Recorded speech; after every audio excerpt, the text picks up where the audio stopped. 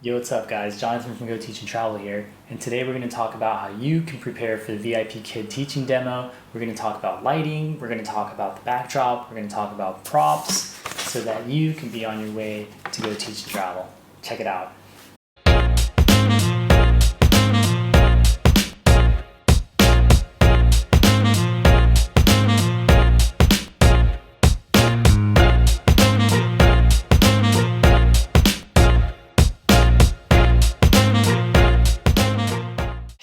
Alright guys, today we're going to talk about how you can prepare and pass your demo lessons. So the first thing you want to do is you're going to want to sign in to your teaching account.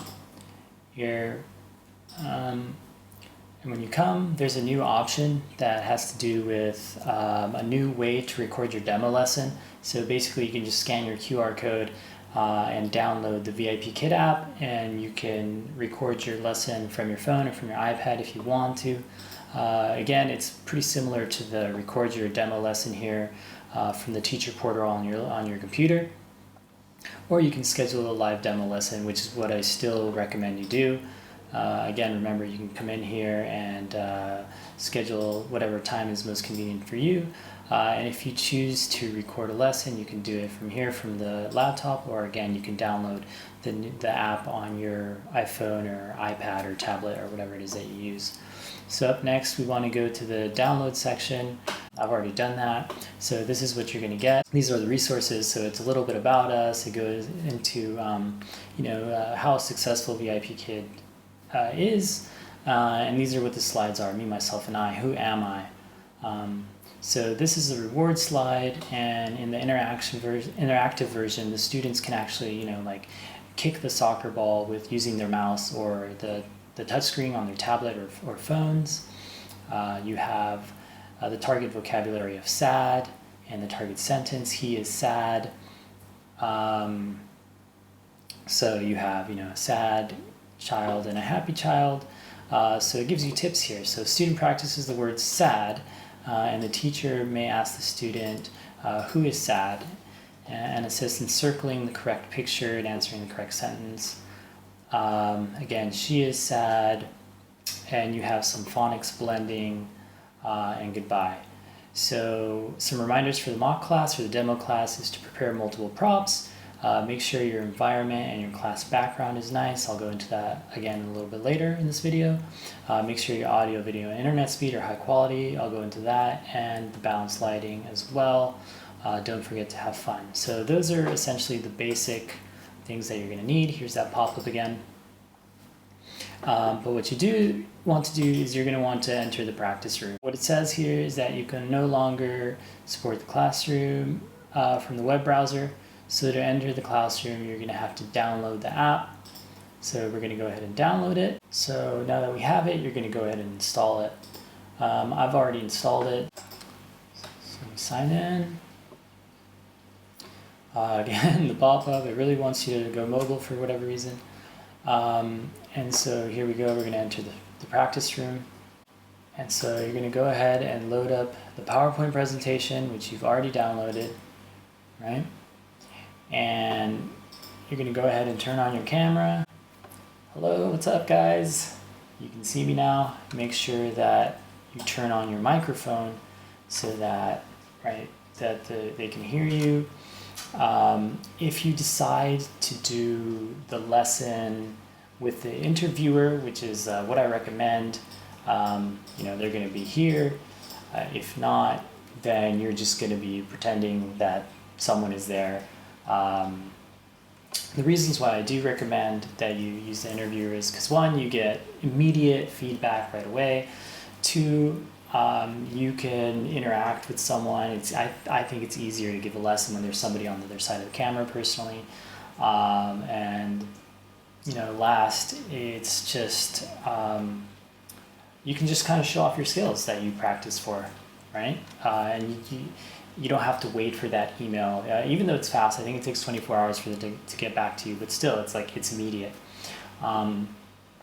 So again, this is where you can come and you can kind of practice the way that you're going to do the lesson. Now, here in this version, you don't get the full interactive lesson, the full interactive toolkit, which is for, you can refresh immediately.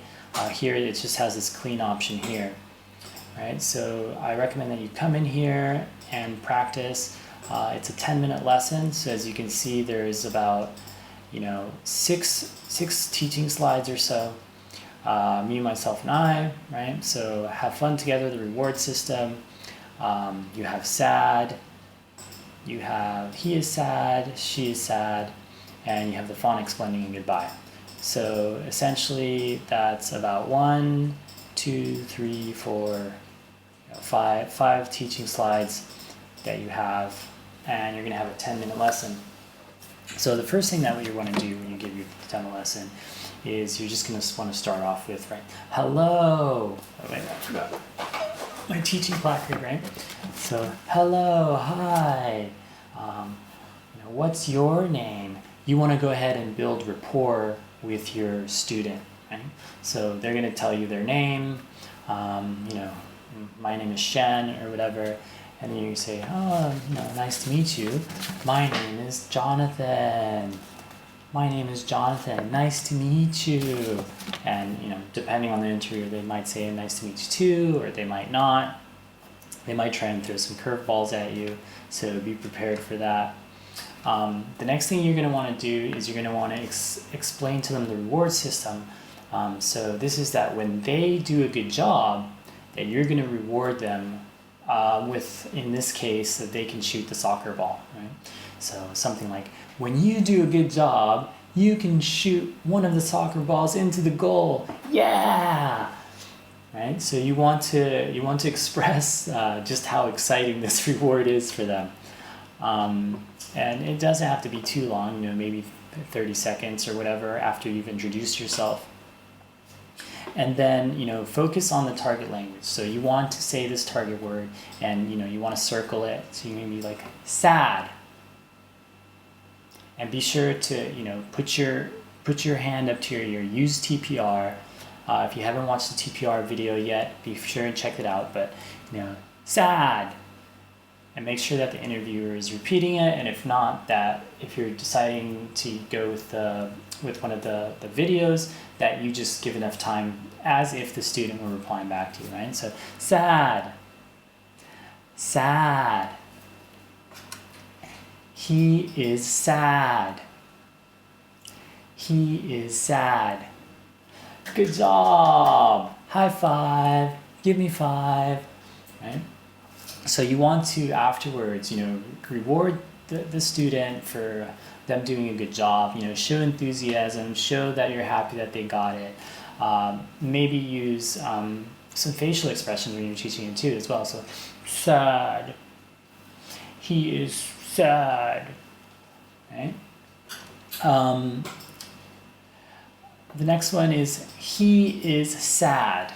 He is sad. He is sad. Very good. And here I would recommend that you use your props. So use a whiteboard. I highly recommend using a whiteboard. And, you know, maybe it doesn't have to be pretty, it doesn't have to be amazing, just, you know, differentiate between he and she, maybe write them out. And, you know, he is sad, okay? And then, who is sad? So you want them to circle. And in this case, you also want to use TPR and make sure that you use the hand gesture so that the interviewer, or that in the video, that the student understands what you want them to do, right? Circle, circle. Who is sad? Circle, right? And eventually, you know, they'll circle it and you'll be like, good job, very good, very good. Now, if you want to expand in this section, you can ask the question, you know, is she sad? Is she sad? No, she isn't, right?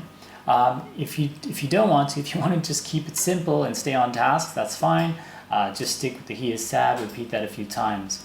So next you have she is sad. And this is a drag and drop activity where in the real version, right, they would be able to drag one of these two words, either happy or sad, into the blank here, right? So you want to be specific and you want to tell the student exactly what to do. So first you start off with, she is sad. She is sad. Very good. She is sad. You always want to get the student to repeat things at least twice. And then you want to tell them, go ahead and drag and drop. Drag and drop, sad. Drag and drop, sad. If they're having trouble or whatever, if they're pretending to have trouble, because they might do that, go ahead and show them. I have my small audio recording device here, but go ahead and show them, an iPad or your smartphone, and show them that you want them to drag, or if they're on a computer, if you're on a computer, go ahead and use your mouse to show them that you want them to drag and drop. And this is where the whiteboard really shines, is in the section where you have the phonics. And this is probably your most time-consuming section as well, right? So you want to come in here and first off start off with the main word. So we have it, good job, good, very good, ig, yes, ig, very good. And then, write the rest of the letters down here. And ig, dig, very good. Ig, wig, yes, good job. Ig, mig, yay, very good. You get a star. Good job. And that's how you can do the phonics blending section. Or if you have little magnets or whatever props that you want to use, and be sure to give them a star if it's available in that part or not. And then afterwards, when you get to the goodbye section, be sure to thank them, tell them that they did a good job. Something like, if their name is Susie or whatever, Susie, you did such a good job today. Thank you so much. High five.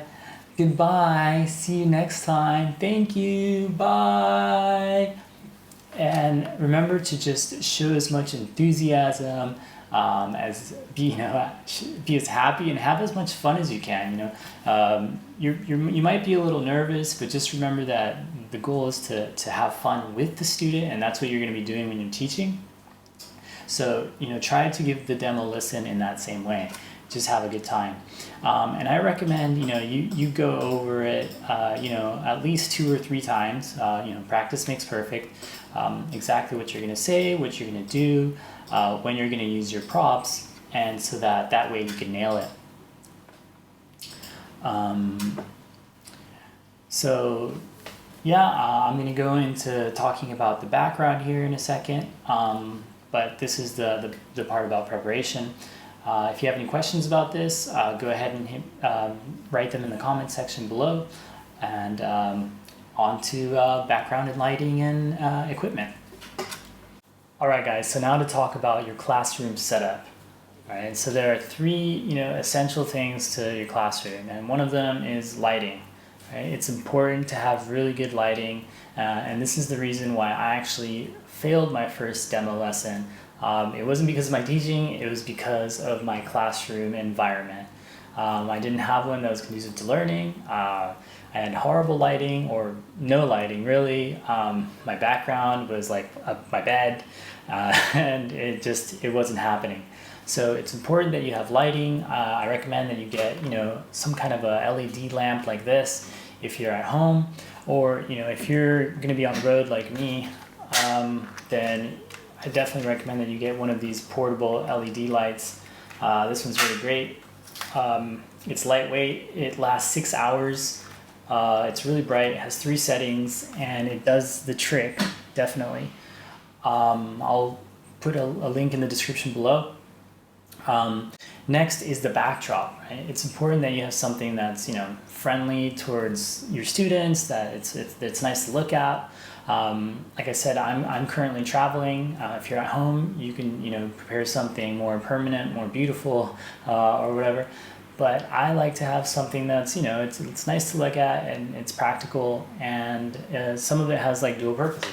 So for example, I have an alphabet here, nothing too fancy about it, to A to Z, but this actually doubles as just like my construction paper, which I use to make props when I need them. Right? So again, lightweight, practical. It's important that you have your name. It's really good when you have new students, particularly, that you can introduce yourself. It's like, hi, what's your name? My name is Jonathan. Nice to meet you, so that they can see your name. And then if you have the same student again, I like to put it up on the backdrop just so that they can see, and now that's Jonathan teacher. I also have a world map. Again, nothing fancy. I printed out a map off the internet, but I did make sure to laminate it, and then I cut it up so that it's easy to travel with, right? If I had it all in one piece, it'd be kind of difficult to carry in my carry-on. But this fits kind of with my set, with my construction paper, which is how I make my props, right? We'll fix that up a little bit more later. Again, props, basic things that are important to have. It's nice to have a dyno. I could have bought a doll, but this just travels a lot easier. It's lightweight. It does the trick. When it's on the camera, the kids love it. A star to reward your students. So there's a 5-star system for VIPKIDs. It's important that you give them a star rating as a bonus to reward them, to show them that they're doing well. So I like to say, good job, you get a star, and sometimes I'll do a little Mario impersonation or something like that. And the most important tool of them all that I'd recommend is a whiteboard and a marker.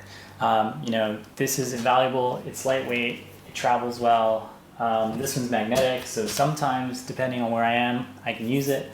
In this case, I just have it with easy access, and I can write here. You can see some of the basic TPR that I'm going to go into in the next video, actually. But these are really important things. And the last thing, and probably maybe one of the most important reasons why I failed, apart from the lighting in the backdrop, is a headset. Okay, you definitely need a quality headset when you're teaching online.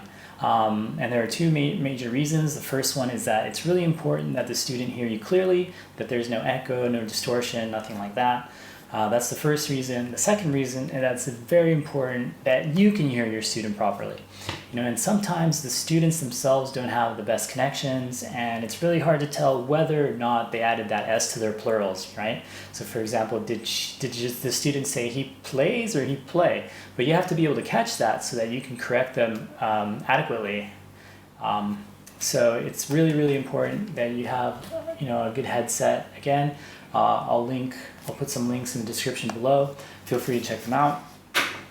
Alright guys, well there you have it. I hope you found this video useful and informative. If you did, please hit that like button. Please hit subscribe so that you can be kept up to date when I release new videos. If you have any questions about the VIPKID hiring process, I'd love to help you. Go ahead and ask in the comments section. Any other questions you may have, hit up the links below. I have a how-to guide as well as some links to some of the things that I use to teach while I travel. Thank you so much for watching, as always. And again, I hope this helps you to get you on your way to go teach and travel.